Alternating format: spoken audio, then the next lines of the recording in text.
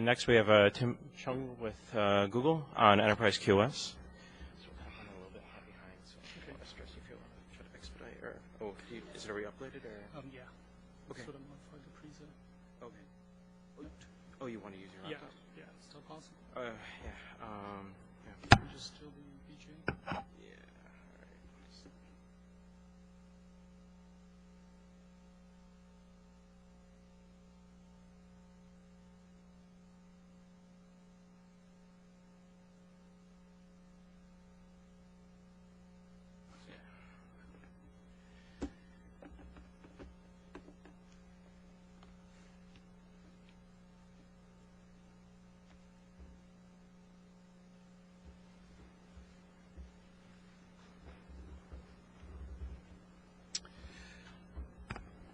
All right. All right. My name is Tim Chung. I represent the Google corporate enterprise architecture team. So this is the enterprise QoS talk. So this is the agenda. I'll show some challenges we had, the solutions we came up with, and some best practices. So this is just a note in case you didn't see the title of the presentation, so don't imply anything about google.com from this presentation. And after the iRoot incident, I probably should make a second note. I'm Chinese, but it's entirely. I'm not. Don't associate, I guess, me with any of the iRoot issues. I was recently at a security conference, and the funny thing was every conclusion of almost every prezo was the Chinese did it. Anyhow, let's make this brief. I think the break is coming up soon. So some of the challenges. So obviously the WAN links are a bottleneck in terms of bandwidth, right? So we have limited WAN bandwidth to work with, which makes QoS essential, especially at these links. Obviously, for latency-sensitive applications, such as real-time apps, voice over IP, or video, it's very critical that you have the proper QoS for this. Another thing is we have many different apps that we classify. This becomes very challenging in terms of actually having the classification ACL. Also, another challenge we have is we have different agreements with different transit providers as to how much traffic we can actually place in each different classes of traffic or different queues. And obviously, we operate a multi-vendor network, diverse hardware, we're different queue support, 4Q versus 8Q. Another thing about enterprise is that we tend to run IPsec. So QoS over IPsec seems to be a challenge. Performance is very important. And obviously, in terms of operations, we tend to change our classification at least once a week or two. So definitely this is a challenge we have to solve.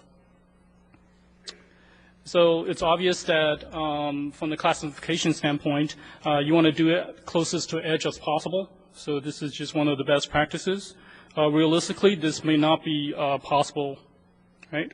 So the question is to trust or not to trust your end nodes, right? It would be nice to trust the end nodes classification, but in reality is you probably need to have some kind of, construct some kind of ACL to classify traffic from your end nodes. Especially when you have a very creative user base that have access, have root access or administrative access to your own box. So presumably they can classify all their flows as network control. Okay. So in terms of LAN switches, there's just some standard Cisco ACL to classify certain flows. Port-based classification, by which I mean you're just classifying the layer 4 ports. It's probably not ideal for many reasons, but it may be sufficient for your network. The answer here is, as it turns out, to effect the most amount of good in a short period of time, we decided that we will classify at the WAN edge router instead of on the LAN switches. since this is really where the congestion is happening, right? And one of the things that we did was we paid very close attention to the classification ACL to make sure it's as granular as possible. This is just to account for the fact that layer 4 classification is imperfect. So just because something is port 80 does not necessarily mean it's web traffic, right? This is just an example of the level of granularity we have. We specify the IP addresses as well as the ports. Put some counters on them to count the traffic as well. Juniper commit scripts. We use this extensively to handle various issues. The most basic is very simple, right? You have different platforms on your network that use 8 queues versus 4 queues. So you need some kind of commit script to modify your classification ACL to tailor it to the specific platform. This is the most basic.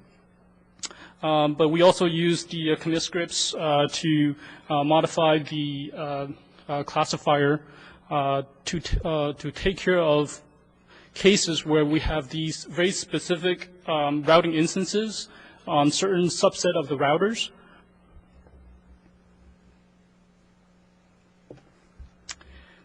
And another thing is this. We tend to have policers and shapers, right? So this becomes very problematic if you don't actually use a commit script. So we do actually construct commit scripts that actually takes input from interface tags, look at which platform it's actually currently running on, and which WAN provider is actually the interface connected to. And based on that, we actually have different rate of policers, and sometimes we have shapers.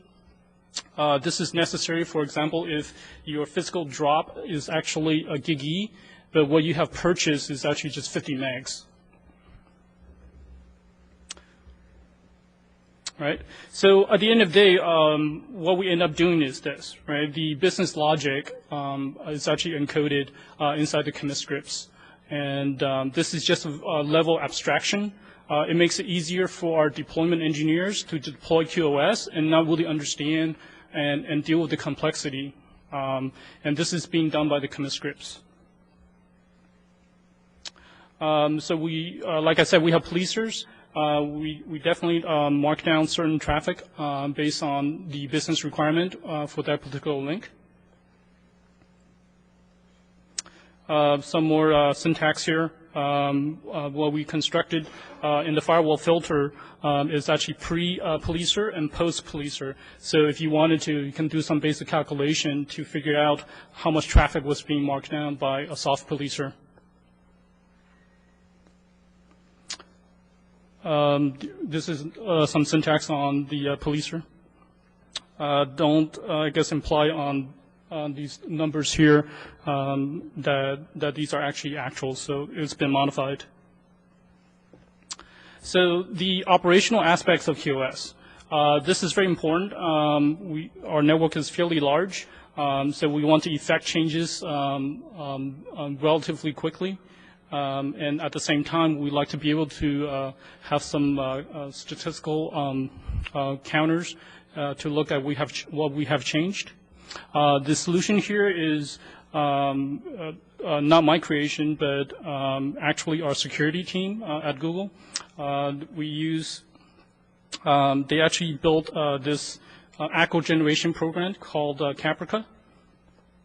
So this is a URL if you want to look at this. So the next few slides I have borrowed from our security team with their permission.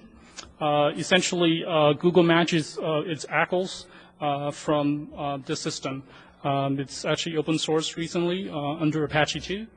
And pretty much all the ACLs constructed at Google uses this Capirca infrastructure.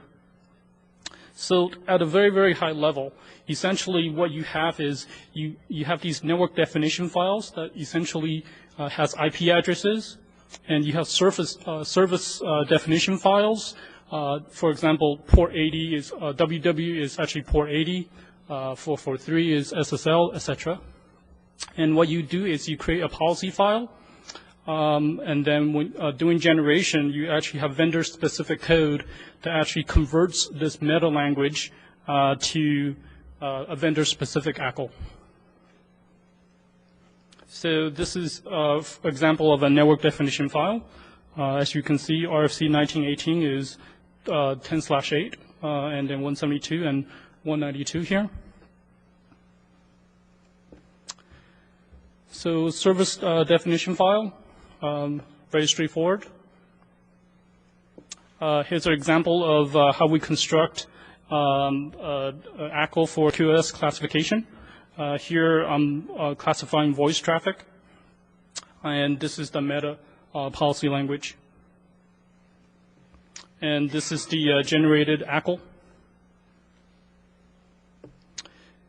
Next, BGP or QoS over IPsec. This actually came up recently in the last few months that which was very interesting. Essentially, we have to use BGP to glue most of our offices together, even the ones connected via IPsec. So, which means we run BGP inside the IPsec tunnel. And for one reason or another, the BGP was actually dropping. As it turns out, this seems to be a Juniper feature where, despite the fact the routing engine traffic or BGP is present in 6, it actually stuffs it in Q0, which is associated with basically best effort. This normally is not a problem until you have a service pick involved where the host-based traffic gets stuffed inside IPsec header, and when it egress out, it goes out a real pick interface that has a rewrite rule. And why is this a problem? This is a problem when the inner TOS byte is copied out from the inside header to the outside IPsec header. But as soon as you egress out of the service pick back to an outgoing pick, the rewrite rule actually rewrites it to effectively 0 because as a source from the routing engine, the packet is actually associated with the forwarding class of basically best effort. There's a way to fix this. I think GNOS 10.0 or above actually allows you to classify host-based traffic on the egress direction. So some best practices. Essentially, you have to know your applications, how many types of applications you have, what to classify in each class. Another thing is you have to know your platforms. If you have Juniper routers, so don't expect to send 10 gigs of traffic hitting the 100th term with 64-byte packets. You'll definitely not get the full 10 gig throughput. Cisco, I think a lot of people are aware of TCAM issues. So just because you can construct a policy language, a file, don't expect the generated Cisco-specific syntax to be able to fit on the TCAM, right? Last thing is pretty much test everything. This is very important. I always have an XA traffic generator in the lab running a bunch of tests. So before you go live, make sure that you tested everything and worked out all the issues and bugs. And obviously monitor everything. We have NetFlow running as well as counters from the firewall counter that we actually graph. And in case you want to know a little bit more detail on some of the stuff I mentioned, here are some URLs. And that's pretty much it. Questions? All right, nice and short. Thanks.